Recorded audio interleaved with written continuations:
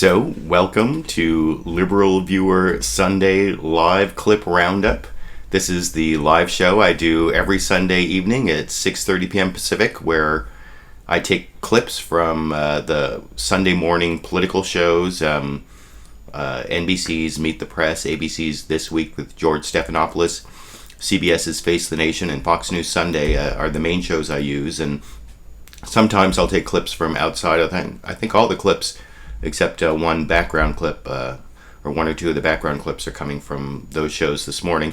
Anyway, I take the best clips or most interesting clips, or the clips that struck me the most from those shows from this morning, and I show them to you, my audience, live, and I give my commentary. I have, I think, 22 or 23 clips to show you tonight, and they're on a range of topics. Of course, NSA spying, that's been a topic I think almost every week for the last couple months. Then there'll be a little bit about Russia, a little bit about the 2016 presidential campaign already, believe it or not. Some stuff about the Republican split or Republican politics in general, and then a little bit about Amazon's Jeff Bezos buying the Washington Post. That's a big media story, so I wanted to show a couple clips on that and talk about that a little bit. So after I'm going to show each clip, give my commentary, and then at the end I'm going to look in the comment section for, I see I've already got a few dozen viewers here, so I'll look for comments that you post that are on topic, and hopefully we'll get a little live discussion going after I show all the clips and give my commentary. So, there wasn't a lot of news this week. I noticed a couple of the news programs talked about this being the dog days of summer, so I thought maybe I would start up here. Sandy, come here. Let's show them the dog days of summer. Come here. Sandy, come here. Come here. In honor of the dog days of summer, I wanted to show... Here you go, Sandy. Yes, that's the cute doggy. So, I want to start off with that, and then from the cute to the sublime, I guess, not the ridiculous to the sublime. I wanted to start off with a few clips on NSA spying, and I wanted to follow up on what was the big story last week, was this big threat across the North Africa and the Middle East, and that kind of, I don't know whether the steps that the United States took stopped that supposed terrorist attack that was scheduled for the end of Ramadan, if it stopped it, or I guess there's that old joke about elephant repellent. Why would you need elephant repellent? There aren't any elephants around here. And then the guy who's selling it says, "See, it's working." But anyway, as to whether that was a real threat or not, that was talked about a little bit. But I also thought there was an interesting comment from Ted Koppel over. He was talking about this. How just the threat caused a big reaction from us. And so I wanted to show you that clip to start off with here.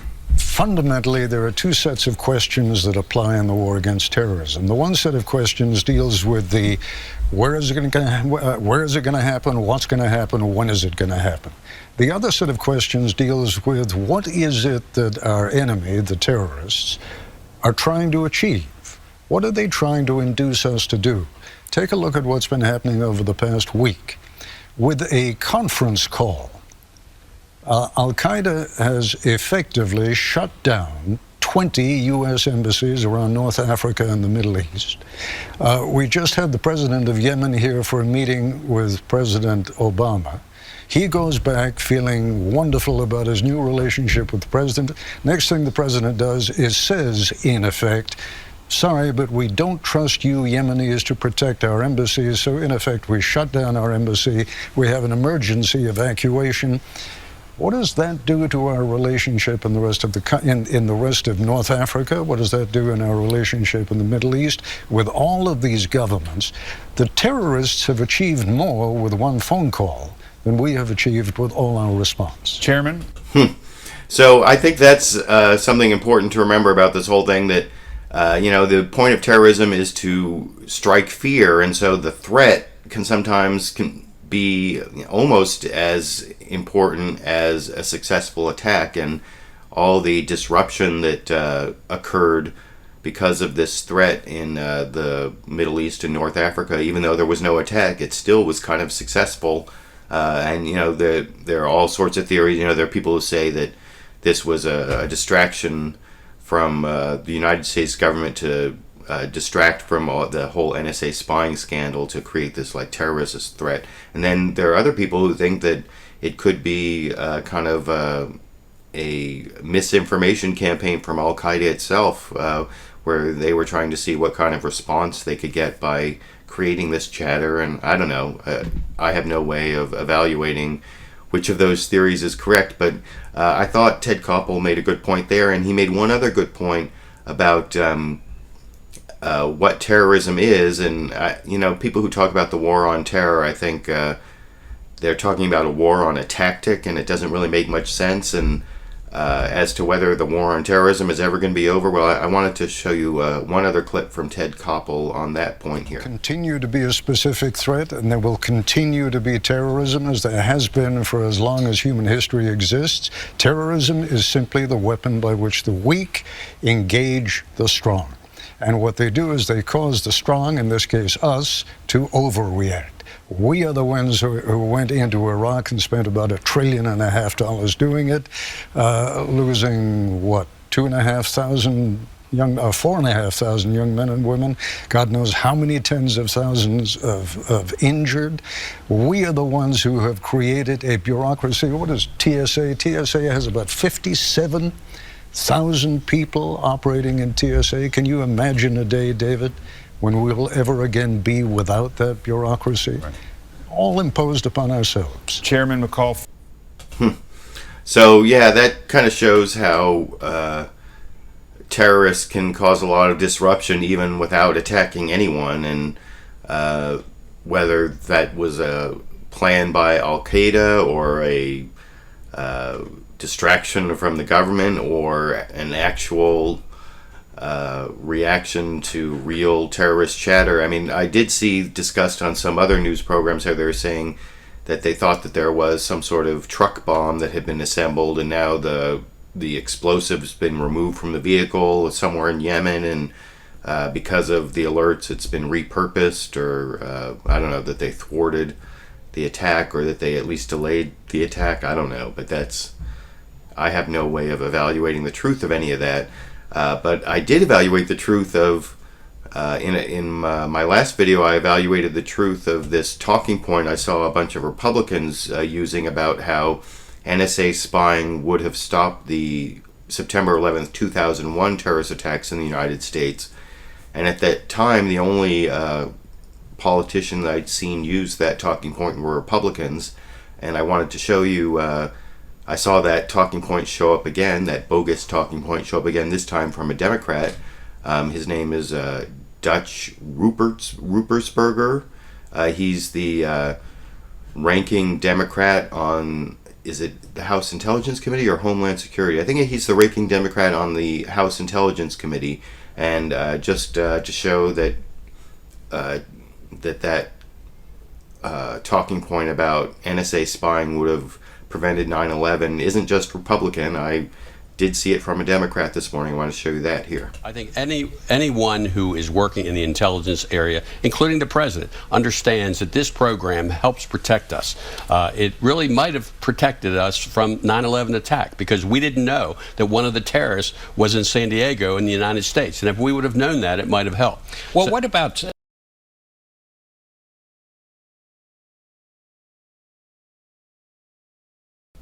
Okay, so that definitely shows that there are Democrats who use that same talking point. Sorry, I had a little switchover problem there. And I got to, because I was getting ready for the next 3 clips, as I've said on previous shows, I can only load up 3 clips at a time on this software. So I'm going to get the next 3 clips loaded up here. Also on NSA spying, the first one, that was a Democrat talking about...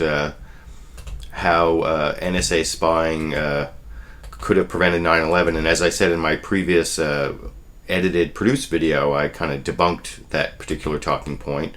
And you can go watch that video for those facts. But I also a couple days ago, President Obama, another Democrat, came out and defended the whole NSA spying program. President Obama had a news conference that lasted about an hour. He made a speech about NSA spying and the Edward Snowden. He basically said, if you go back to his speech at National Defense University, which was one of my first LiberalViewer Sunday live clip roundups, I showed some clips from President Obama's speech there. And this was before the Edward Snowden leaks, he already said that he wanted to review the surveillance techniques that the U.S. government was using and maybe put some more restrictions or safeguards or checks and balances on them. Let me see number 6 here. I did want to show you So President Obama in his news conference came out again and said that even though the Edward Snowden leaks have sort of accelerated and made more emotional the whole reaction to NSA spying, he already wanted to have a review and put maybe some more restrictions on it. He talked about an advocate for privacy, Americans' privacy and civil liberties, who might argue before the Foreign Intelligence Surveillance Court. And let me see, I think I have all these clips loaded up here now. Oh, I've got one more here load up. But one of the things he didn't say was that he wanted to stop any of the actual, like the bulk phone record collection and that kind of thing. And General Michael Hayden, who used to be director of the NSA, was over on Face the Nation, and he emphasized that particular point, and I wanted to show you that clip here. It's a very interesting speech, and a speech in front of a press conference. To me, the most telling thing he said was perhaps something he didn't quite say. He didn't suggest he was going to operationally change this program. I mean, there's no suggestion that what he was doing and what President Bush was doing before him with regard to these programs was anything other than lawful, effective, and appropriate. And so that's, I think, the first thing. He also suggested, and I think this was heartening for people with backgrounds like me, and particularly folks who are still doing this kind of work, he also suggested that the oversight regime for this was already quite good. He pointed out there have been no abuses under him or under his predecessor. But he does have this issue of confidence, this issue of transparency, and so the president is trying to take some steps to make the American people more comfortable about what it is we're doing. That's going to be hard because, frankly, Bob, some steps to make Americans more comfortable will actually make Americans less safe. No, I'm not sure that last part is true. I think that in the last couple LiberalViewer Sunday Live clip roundups, I've shown that there's very little evidence that this NSA spying has really prevented any terrorist attacks. But I think the first part of what he said is true, that President Obama hasn't really come out for any changes, big changes in the operations that Edward Snowden leaked about. He's not saying he's going to stop the bulk phone record collection, but he did suggest a few changes, and one was adding in an advocate for privacy and civil liberties who would argue to the Foreign Intelligence Surveillance Court. And Representative Peter King, who is this right-wing Republican who is made some kind of nasty anti-Islamic comments in the past and is really pro-spying and pro just about every restriction on civil liberties to supposedly fight terrorism. And he talked about whether it was a good idea to have a advocate for privacy and civil liberties, and he basically said he thought for maybe some general policy things would be okay, but for the day-to-day operations it would just get in the way. Well, anyway, I'll just show you the clip from Peter King in this. Maybe on some a general policy issue where the court is going to make a decision, perhaps you could bring in an advocate. But no, on day-to-day life and death decisions, I believe absolutely not. And also, I think we should keep in mind, somehow people say this is secret. This goes against all our traditions. Grand jury proceedings are secret. There's no adversarial lawyer allowed into a grand jury room. And also, and any other, whether it's drug cases, organized crime cases, child pornography cases, the government obtains warrants from judges without advocates being there for the other side. This is a legitimate role of government, and when we're talking about life and death, and having lived in New York through 9/11, I know what life and death means. We cannot afford to have this become a debating society. We need decisions made quickly, yes or no, up or down, because lives are at stake. So Peter King there, being from New York, he brought up the whole 9/11 thing, which, as I've said, I kind of debunked that talking point in a previous video, but or my most recent edited produced video. But the other thing he was saying there about no time, or the thing he was saying there about how there's no advocate for the defendant in a grand jury proceeding or for search warrants.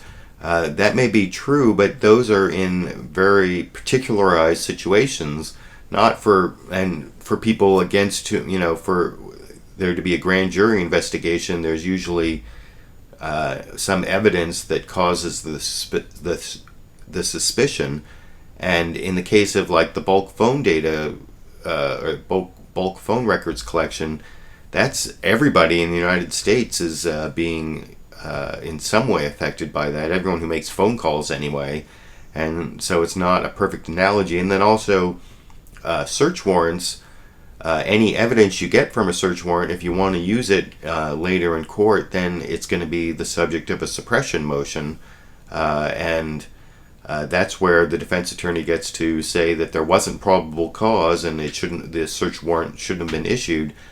And that doesn't happen a lot in the foreign intelligence surveillance context, I don't think. So I kind of disagree with those parts of what Peter King was saying. Now, the other part of the NSA story this week, Edward Snowden has been granted a year of asylum in Russia, and I showed you a couple clips. I think I showed you a clip last week from Andrea Mitchell talking about whether or reporting that her sources in the Obama administration were saying that there wouldn't be a meeting, a one-on-one meeting between President Obama and Vladimir Putin of Russia because of the Snowden asylum, and that's one of the things that President Obama confirmed in the news conference, that he's not going to have that one-on-one meeting that was going to be scheduled. And of course, John McCain was over on Fox News Sunday, and the conclusion he drew from all of this is that it's a failure of President Obama, and I wanted to show you that clip here. Well, I think it's pretty clear that there's been failures throughout that has led to Mr. Snowden now being granted asylum in Russia. There is now a large percentage of Americans, particularly young Americans, who view Mr. Snowden as some kind of a whistleblower when we know that he betrayed his oath of office. There's a young generation that believe that he is some kind of Jason Bourne, and there has got to be more transparency. We need to ask questions like, why did Mr. Snowden have access to the information that he had to? It couldn't have been part of his job. What about congressional oversight? Have we had a failure there?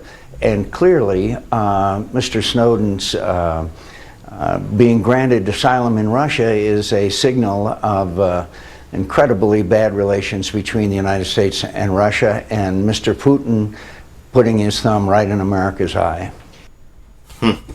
So, of course, the Blame Obama First crowd there is represented by Senator John McCain talking about it being Obama's fault that relations are so bad between the United States and Russia, and the Edward Snowden asylum just being a symptom of that. And I'll get back to the Russia angle in a minute, but one of the pieces of breaking news on the Sunday morning talking head political pundit shows, Lon Snowden was on this week with George Stephanopoulos, and he's the father of Edward Snowden, and he talked about whether Edward Snowden was willing to take a plea deal, and also he broke some news about being a upcoming visit. And hold on, let me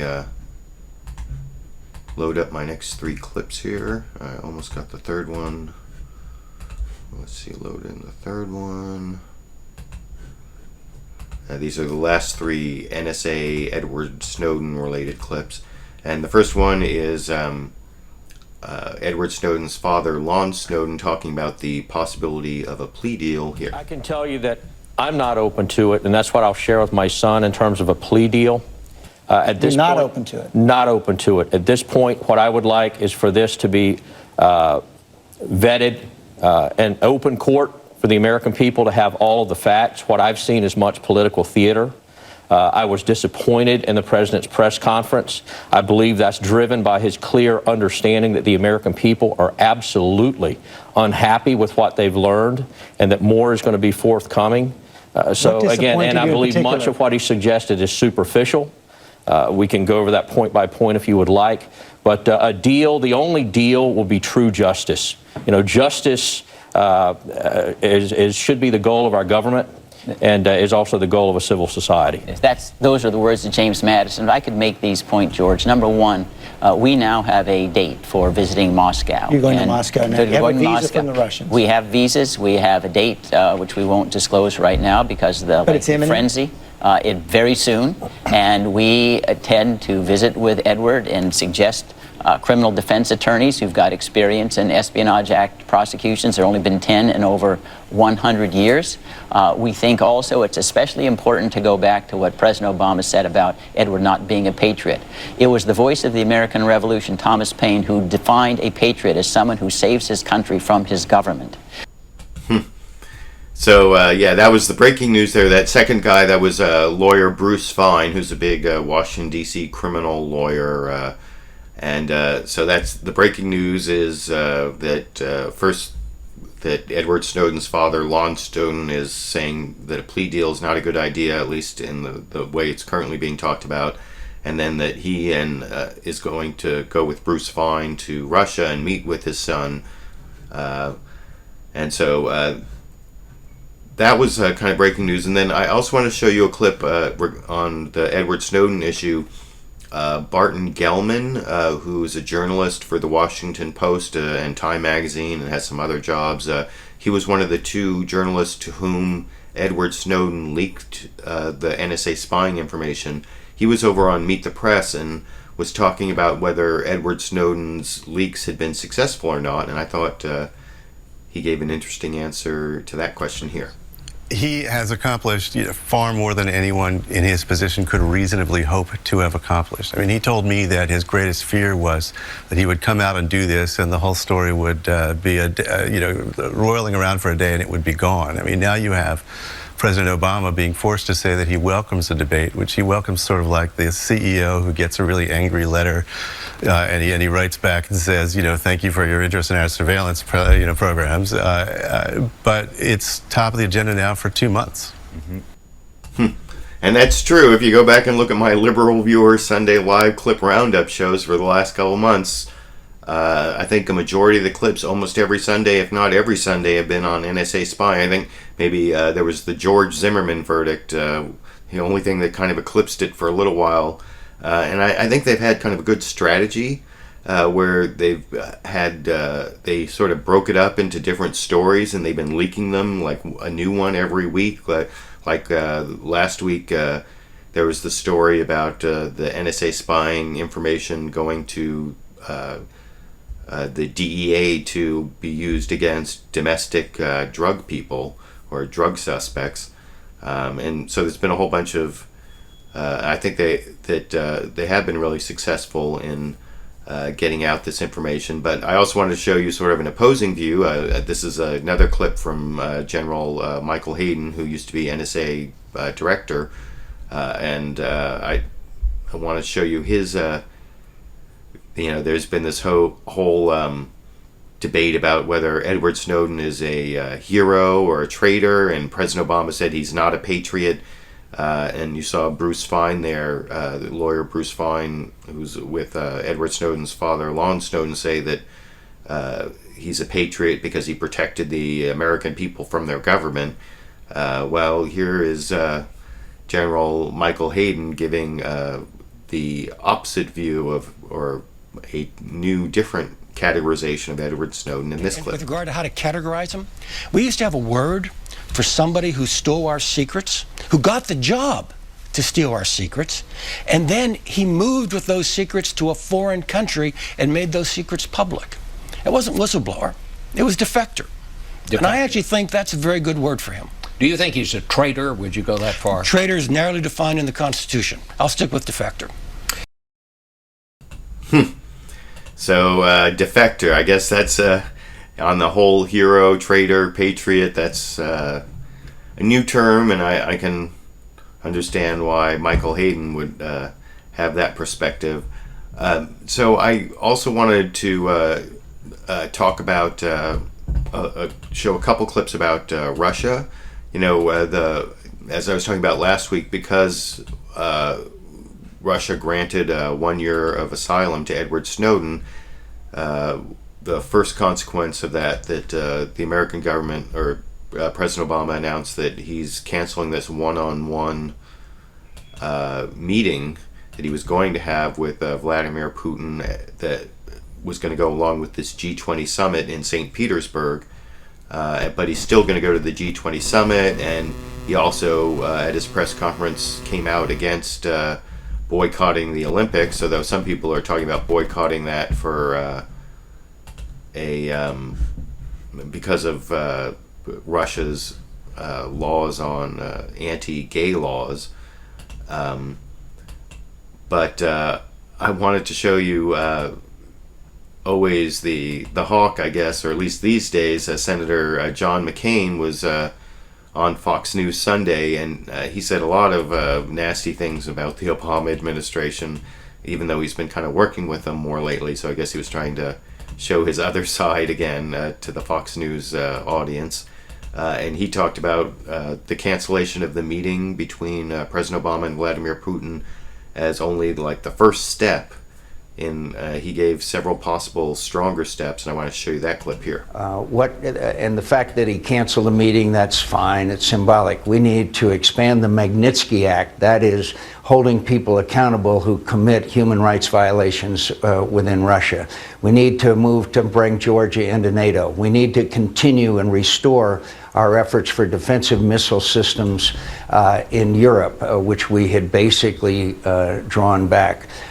We need to emphasize human rights, and we also need very badly to understand that Mr. Putin does not have United States-Russia relationships in any priority, and treat him in a realistic fashion. That's the way to treat Mr. Putin, not just canceling a meeting. So I guess the hard line on Russia, there's especially in the Republican Party, there are a lot of people who want to have a hard line on Russia. I seem to remember, wasn't it at some point in Mitt Romney's campaign, he said that Russia was the #1 strategic threat to the United States. Anyway, so that was one Republican view on Russia. And of course, it was a attack on the Obama administration again for being too weak, which seems to be what John McCain really wanted to show the Fox News viewers this morning, as I was saying. But there was another response on Russia, and from conservative columnist David Brooks at the New York Times. He was on one of the Sunday morning news shows this morning, and I thought he had an interesting perspective on what the United States has to do with regard to Russia in this clip. What he has to do is figure out Putin's an egomaniac. Mm-hmm. So there are two ways he can process his egomania. He can say, oh, I stood up to the U.S., or hey, I'm essential to the world order. Mm-hmm. So which one are we going to activate? And so activating Putin, I'm essential to the world order, is the way to go. But the smacking him down, I enjoyed it. So he enjoyed the smacking down, but that thing about that we have to treat Putin as an egomaniac and appeal to the positives of dealing with an egomaniac. I don't know. That's kind of an interesting perspective. And speaking of egomaniacs, over on This Week with George Stephanopoulos, reporter Jonathan Karl had an interview with Donald Trump, who was again making motions like he may be running for president. And I don't want to really give him that much attention, but he did have an interesting thing to say about Ted Cruz, who's someone else who I think is much more seriously running for president. And before I show that clip, I should remind people what Ted Cruz said when interviewed by Jonathan Karl. I showed this clip on a previous LiberalViewer Sunday Live clip roundup when he talked about how he's running for president even though he was born in Canada. And after the whole birther movement, I thought that was going to be a problem. So first I'll show this is the Ted Cruz clip, Senator Ted Cruz, when he talked about his eligibility for running for president here. You were born in Canada. Are you even eligible to be president of the United States? My mother was born in Wilmington, Delaware. She is a U.S. citizen, so I'm a U.S. citizen by birth. Mr. So after the whole birther movement, apparently if your mother's a U.S. citizen, it doesn't matter where you're born, and no one's even disputing whether Barack Obama's mother is a U.S. citizen. So Jonathan Karl, in talking to Donald Trump, who's been out in Iowa, which is where potential presidential candidates go, Jonathan Karl asked him about Ted Cruz, given that Donald Trump was a big leader in the birther movement, and here's what Donald Trump had to say. Ted Cruz, born in Canada. Yeah. Is he eligible to be president of the United States? Well, if he was born in Canada, perhaps not. But I'm not sure where he was born. It's not. Oh, he's definitely born in Canada. Okay. Well, And then is you'll he have to not? ask him that question, but perhaps not. Ted Cruz's mother was an American citizen. He was an American. Look, that'll be ironed out. I don't know the circumstances. I heard somebody told me he was born in Canada. That's really his thing. He played golf. So I don't know what. That seems like some big hypocrisy there from Donald Trump, but big hypocrisy is just one of his more minor faults. I mean, I'm almost embarrassed that I gave Donald Trump any kind of attention at all, because I think that is pretty much what he is all about, is getting attention and not really. I mean, the chances of him running for president, well, I don't know. I guess that's the ultimate way to get attention. But let me load up the next 3 clips here real quick, which are also about the 2016 presidential election, believe it or not, even though it's still 2013. And the first clip I wanted to show on that was... and you know what? I'm going to do a little Marco Rubio here, because my mouth's getting a little dry. You know, Marco Rubio is trying to promote that meme where he's famous for taking a drink of water during his State of the Union response. But actually what he's really getting famous for now is getting skewered by his attempt to broker comprehensive immigration reform in the Senate. And, you know, in a previous LiberalViewer Sunday Live clip roundup, I showed him saying that he might vote against his own bill. And if you want to know why, it's because I'll show you some numbers from a recent poll in New Hampshire, and a brief discussion of that with Chris Wallace, and then Republican strategist Chip Saltzman, who I think used to run the campaign for Mike Huckabee, who's this conservative preacher Republican who ran for president and may run again for all we know. Anyway, here's why Marco Rubio has been dropping in the polls from Fox News Sunday here. New Jersey Governor Chris Christie has the lead at 21%. Senator Marco Rubio is back in 5th place at 6% back in April. Rubio was tied with Christie for the lead at 15%. Chip, a couple of questions. One, why is Christie so strong, not only in that poll, but in a bunch of national Republican polls? And secondly, has Rubio been hurt that badly, as he seems in that poll, by his support for comprehensive immigration reform? I don't think there's any question Marco's been hurt. I mean, you can see it from the conversations I've had in Iowa to South Carolina to really all over the country. I mean, this is the issue that they thought Senator Rubio was going to be some kind of new Republican that was going to lead us to the White House in 2016. They got up there and started trying to make deals, and this is the problem that we've all got. You go up there and you try to be a deal maker, try to get something done. It hurts you in the national polls pretty quickly. And what about New Jersey? So I thought that was an interesting analysis there. Oh, I started to loop there. Sorry about that. And I also thought there was an interesting analysis from George Will over on This Week with George Stephanopoulos, talking about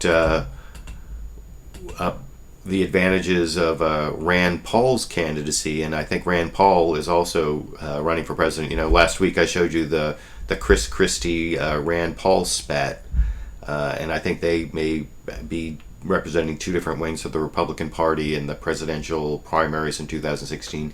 And anyway, here's George Will talking about the advantages of a Rand Paul candidacy in this clip. The Pew survey says that 84% of Tea Party voters vote in primaries. They're intense, they're organized, and they come out to vote. And that's going to matter, particularly in Iowa, if you have a crowded Republican field. And Rand Paul starts with his father's constituency in a crowded field. That's a plurality. I don't think he has his father's constituency. And there was somebody else saying there, I think it was Louis Gohmert, right-wing Republican there, saying that he's not sure Rand Paul has his father's constituency, but I think Rand Paul may start off with a lot of his father's campaign apparatus anyway. The whole Ron Paul internet email list and all that. That'll definitely be an advantage for him. And then I also, before I finish up with possibilities for the 2016 presidential campaign from the Republicans, I want to show Donna Brazile, who is a longtime Democratic strategist, talking about the Democratic field. You know, a lot of people have said that it's all Hillary Clinton. She's got it locked up, but and if she does run, then it's quite possible that it will clear the field. But there are some other possibilities, and I think Donna Brazile mentioned a lot of them. She didn't mention Howard Dean, but for some odd reason, if you listen carefully, I think you'll see she mentioned Joe Biden twice. Anyway, I'll show you the clip right here. So Martin O'Malley has made some noise recently that he's interested. Of course, we have Joe Biden, Kirsten Gillibrand, the senator from the great state here of New York. Elizabeth Warren, there's a lot of buzz around her. And of course, Governor Cuomo here from New York. A lot of talk, and let me not forget Joe Biden, because he will call me this afternoon and remind me. So I do think, while it's too early to handicap the race, there's no question if Hillary Clinton gets into the race, there will be a coronation of her, because there are so many Democrats who, last time around, supported her, who I think are anxious to see her back out there again. Congress. And I think that's probably true, that Hillary Clinton may well clear out the field. Or, you know, there may be one or two challengers still, but all those people that Donna Brazile there named won't be in if Hillary Clinton's in, and certainly not Joe Biden. Certainly not Joe Biden twice. I think he won't be in if Hillary Clinton is in. The person, she didn't mention Howard Dean, which I thought was kind of a mistake, and that actually gets me. I got to add in the next three clips here, but the next clip, let me add in a clip from, speaking of Howard Dean, is going to come from Joe Trippi, who was helped run Howard Dean's campaign, his last presidential campaign, but let me add in, and he was talking about how the split in the Republican Party between the establishment and the Tea Party may, this is about 2014, may stop the Republicans from regaining the Senate, and even though a lot of things sort of favor them, I don't have a clip on this, but I actually saw, I think the Democrats are defending 20 Senate seats in 2014, while the Republicans are only defending 15. And the Republicans only have 2 open seats where they don't have an incumbent running, and the Democrats have like 5 open seats. So there are a lot of things that favor the Republicans taking over the Senate, but that's been true for the last couple elections, and that was Joe Trippi's point that I wanted to show you in this clip. Entire problem that they've had for 2010 and 2012. The Republicans should have the U.S. Senate right now. They should have gained it in 2010, and they should have doubled up on it in 2012. But because they're having this fight, and this vote on shutting down the government could end up, again, nominating people like Sharon Angle when they nominated her in Nevada. That's the reason Harry Reid is still in the Senate. This could happen again. That's why, again, we look at 2012. It looks like 2014, the Republicans should have a great shot at the Senate. May not happen. Okay. And so that would be nice if the Tea Party loses the Senate for the Republicans for a third election cycle in a row. And I mean, there's a lot of time between now and November 2014. I mean, I think the Democrats are doing a lot of things to set up a good election cycle. So not only may the Republicans not get the Senate, but I think there's an outside possibility that the Democrats could retake the House. Because I mean, I think in 2012 they got a majority of the votes in House elections, but because of gerrymandering, the Republicans still held on to the most seats.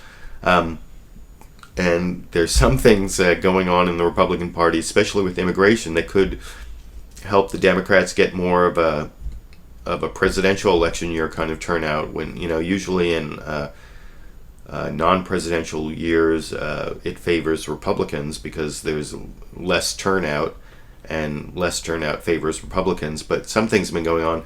One thing is Representative Steve King from Iowa made these like nasty remarks. I think it was a week ago, sometime in the last week or two, about on the whole immigrant issue. He and there was sort of a nasty back and forth between him and this Latina Republican strategist, Anna Navarro.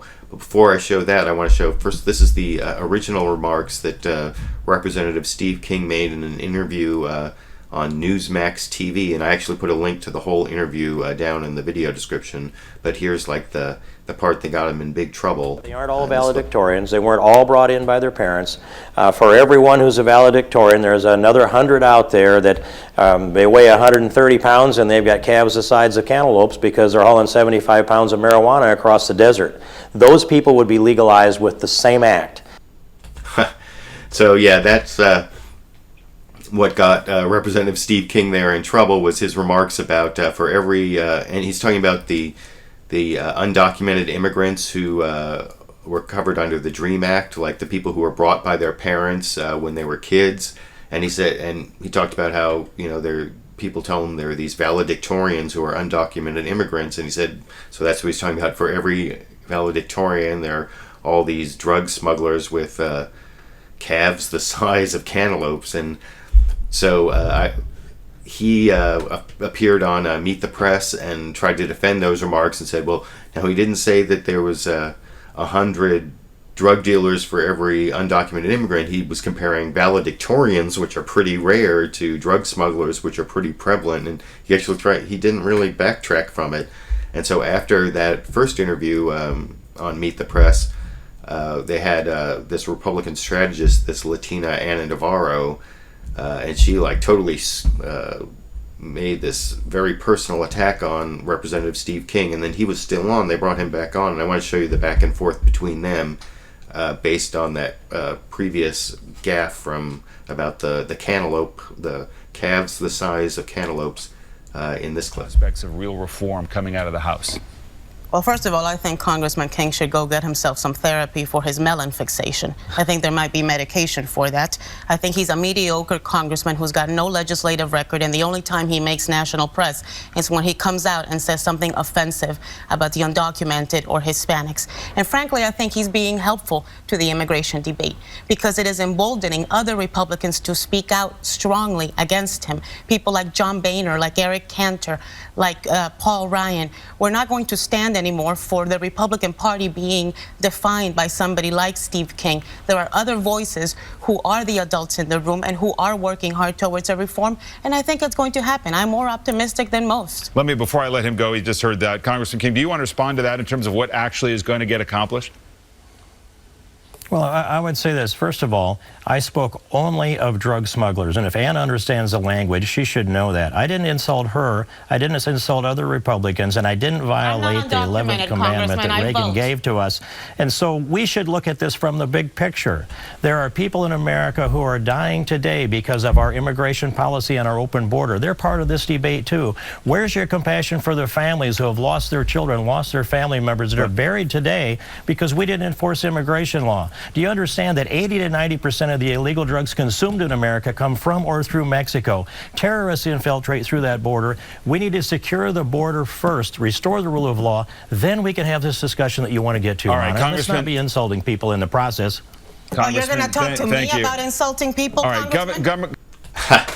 So I love seeing a Republican, like a Republican cat fight like that. In case I didn't make clear, Anna Navarro, who was arguing with Steve King, those are both Republicans, and I think the whole failure of comprehensive immigration reform, if it ends up being a failure, that's going to have some really divisive effects on the Republican Party, and so I wanted to show you that clip as an example of why I think that's true, and also the drop in Marco Rubio's poll numbers after he tried to come out for immigration reform. That clip I showed earlier, I think also is another indicator, which I think explains a clip I wanted to show from Bill Kristol, who is also a Republican strategist. He runs one of the Republican intellectual magazines, the Weekly Standards, to the extent there are Republican intellectuals. I guess Bill Kristol is one. And I wanted to show his solution, I guess, is to get back on Obamacare. And he was actually defending Senator Ted Cruz, or at least, there's this whole move in Congress to shut down the government if Obama doesn't go along with defunding Obamacare, or at least delaying it for a year. And anyway, Bill Kristol tried to make this distinction between defunding Obamacare, which he thinks should have been de-emphasized, and delaying it. And he thinks that's where Republicans have winning issues. And he said this on Fox News Sunday in this clip. Dead wrong. I agree with Carly. Republicans should have been more aggressive in setting out an alternative. They're working on that. They'll have one, I believe, that will be introduced in both bodies early next year. There have been other alternatives, but anyway, they were too slow in that. There were two disagreements among themselves. It's a hard issue. Having said that, delaying the individual mandate, delaying the exchanges, insisting that Congress be covered by the same rules as the rest of the country, those are winners, not losers. And delaying the implementation of those parts of Obamacare, at least, maybe not defunding the whole thing, but delaying the implementation of those parts is a total winner. And Republicans should make that case over the next 2 months and make it aggressively. But part of the problem for Republicans is that their argument is being overtaken by people like Ted Cruz. No, let's see. Well, no, I don't agree with that. Shutting down the government. I don't agree with that. For now, at least. No, he's not focusing on shutting down the government. Ted Cruz says, I want to pass a continuing resolution that keeps open the rest of the government. I think it was a little unwise to make defunding Obamacare the lead instead of delaying the key parts of it. But there's plenty of time for the two to come together here. And I think Republicans by Labor Day are going to be in good shape on this Obamacare debate. But that... Now that seems like an overly optimistic assessment of where the Republican Party is going to be by Labor Day on Obamacare, but I think that framing the shutdown of the government as the Republicans want to fund the government, just not Obamacare, I don't think that's going to work very well. But anyway, I wanted to show you that assessment from Bill Kristol, and let me just load up my last three clips here are on the last issue I wanted to look at was Jeff Bezos from the owner of Amazon bought the Washington Post newspaper this last week, and that's not just a big story for the Washington Post, but it's, the Washington Post is one of the leading newspapers in the United States, and it also kind of talks about the change in media and the change in the way people are getting their information. And the reason for it basically is that newspapers have been dying. I mean, that's not news to anyone who's been paying attention. The whole newspaper industry is losing money. They used to depend on classified ads and other kinds of ads. So before I get into some specifics, I want to show you from Meet the Press, David Gregory showed a little chart on where ad revenues have been going I think I have all the clips. Yeah, what's been going on with ad revenues in print versus online in the last several years in this clip. Back in 2005, there was nearly $50 billion spent on print advertising compared to last year, just about $22.5 billion. On the digital side, that digital advertising trend is almost exactly the opposite.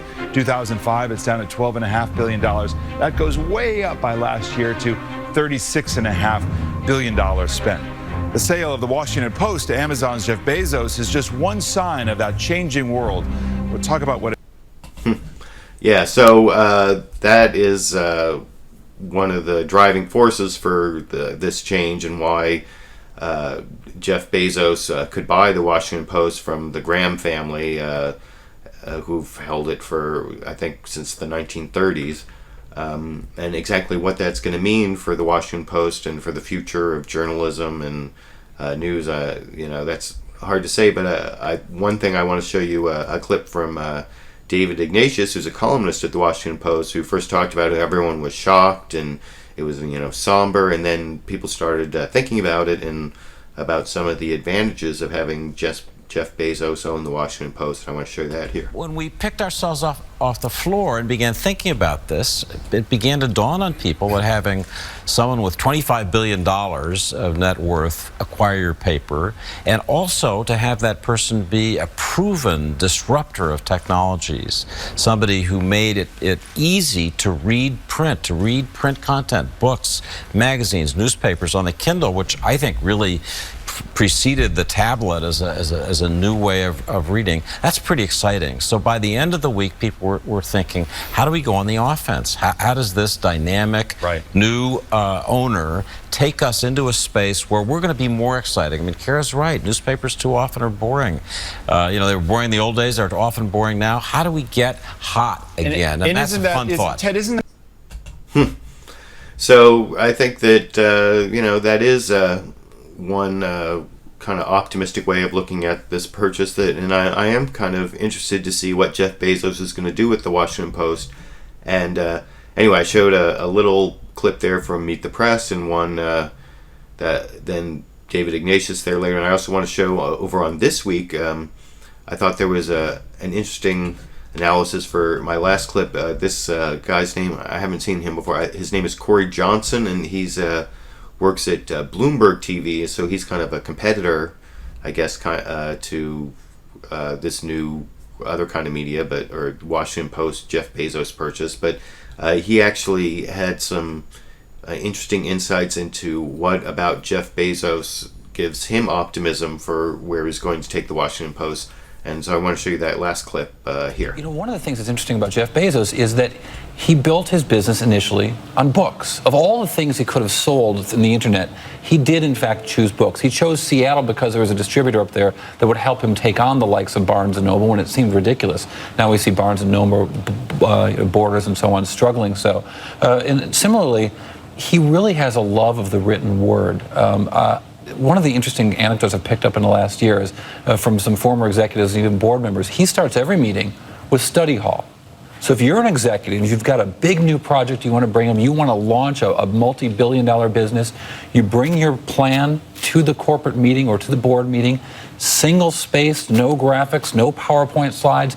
Everyone sits and reads a multi-page memo in silence and then discusses this. He really loves the written word. He really loves the language. And I think that's an interesting thing. That is fascinating. Thing that tells us about the Washington Post. So, yeah, I guess that does give people a good reason for optimism there, that Jeff Bezos did build his empire on the written word and new ways to deliver the written word. And so hopefully the journalism, the Washington Post was the newspaper responsible for bringing down Richard Nixon and the whole Watergate conspiracy, and the Washington Post has done a lot of great things, and I make a lot of videos about journalism, so I'd like to see some sort of new, exciting, profitable model for journalism, and for good journalism compared to some of the things I comment on. So anyway, those are the clips I wanted to show you. I'm going to go through now, and it's been almost an hour, but I want to go through and look at some of the live comments. I notice I have about 70 viewers, which is nice, and let me see. Oh, some good comments about Sandy. Oh, I see you. It's me says, I live in Kentucky. I'm just hoping McConnell doesn't get reelected. There are a lot of politically stupid voters in this state. Well, that's quite possible. They say that he is one of the most vulnerable incumbents. I didn't really show any of the clips on that, but several people talked about that on the Sunday morning shows this morning. He's not only being challenged by on the right in the primaries by someone in the Tea Party saying he's not conservative enough, which I think is kind of silly. I think I made a video about Mitch McConnell refusing to meet Obama in the middle. But then he has this, what's her name? Lundiger Grimes. What's her first name? Sorry, I'm blanking on her first name. But there's a real media savvy, good Democrat waiting to challenge Mitch McConnell after he gets through with this primary challenge. But I don't know. It could still be a tough year, but Harry Reid almost lost a couple years back, except his challenger in Nevada, Sharon Angle, was bad. That was one of the things Joe Trippi was talking about in that previous clip. So, I mean, it's possible. I wouldn't bet on it either way. I think if I had to bet money, I'd still bet on McConnell getting reelected. But I'd really like to see him lose to the Democrat in Kentucky. That would be great.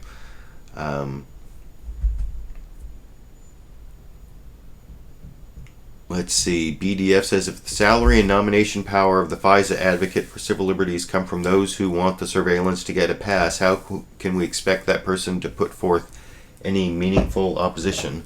Excuse me, I'm going to do my little Marco Rubio. Well, I can say something about that. Having worked as a public defender, where I was paid by the government to oppose the government in a lot of ways. I did it a couple different ways. In Missouri, there's a state public defender system where the state funds the whole system, and they have to fund it a certain amount because otherwise the courts are going to say they're not providing adequate assistance of counsel, and also in the end it costs them more money not to fund the public defender in terms of appeals for badly tried cases, and it's possible something like that could also happen in the NSA spying context with the Foreign Intelligence Surveillance Court, because there are a lot of people who want there to be countervailing power in the Foreign Intelligence Surveillance Court. I've shown clips, Democrats and Republicans who support NSA spying, but also Democrats and Republicans who sincerely support restrictions. So I don't think it's necessarily going to be worthless, but I do take the point there. Let me see. I'm just about at an hour here. I'm going to take one or two more questions. Jason Bourne, NO 8549 says, Jason Bourne, huh? Yeah, I thought the same thing. That who was it? Was that Pete King who was saying? I can't remember. Or was it some old Republican? I can't remember. Was it John McCain or Pete King? But yeah, I don't think Jason Bourne someone who lost his memory and was some sort of operative, and yeah, I didn't really get the Jason Bourne thing. let's see. Ken Fraser. Yeah, she cut him deep. I think that was the Anna Navarro versus Steve King spat. Yeah, I thought she said some nasty things about Steve King. Okay, well, I'm hit the 1 hour mark here. I think we got some good comments. I'm glad I had so many people joining me. I already gave you a look at Sandy. For those who are interested, I'm still working on a video about the Fox News Reza Eslan interview, and then the Fox News reaction to the horror throughout the media of the way they interviewed Reza Eslan. And I'm hoping I'm going to have that done in the next few days. We'll see how that turns out. But thank you for joining me. I hope you have a good end to your weekend or beginning of your week for my viewers in Europe. I think I'm going to go watch the beginning of the last episodes of Breaking Bad, which I'm assuming some of my viewers are doing right now and will watch this when it's recorded. Anyway, thanks for joining me, and have a good week.